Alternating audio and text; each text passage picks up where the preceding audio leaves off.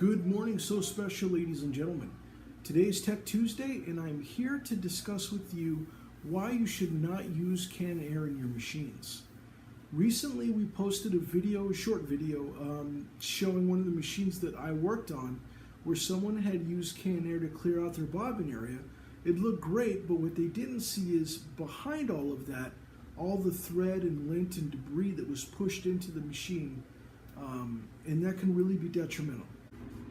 Here we have a stripped down Bernina 780, and so I want to show you as an example, if you're using your canned air here to clear out, the debris and the thread and stuff from your bobbin area, what you're actually doing is forcing all of that inside the mechanics of the machine. Now, that's detrimental because when you have this area filled with thread and dust and debris, the bearings that are inside your machine, which are oil impregnated bearings, release their oil to cool down the machine. The issue is that oil gets soaked up by all the thread and debris that's inside your machine. So when the machine cools down, it does not go back into that bearing. What that does over a period of time is it causes your machine to break down at a much quicker rate, and it could actually damage your machine. We decided to take some photos of some of the machines that we ran across that kind of had this issue. Check it out.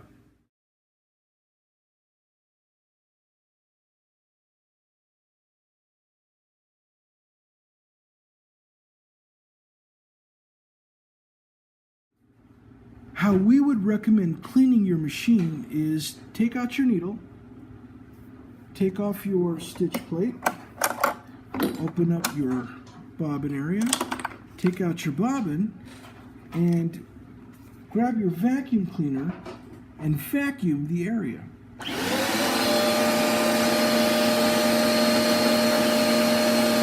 Depending on your machine, you can also take out your hook or inner rotary hook before you do your vacuuming. Now, vacuuming is way better for your machine because you're pulling all of that stuff out of your machine as opposed to pushing it in. That's pretty much it for Tech Tuesday. You guys have a great week. We'll see you next time.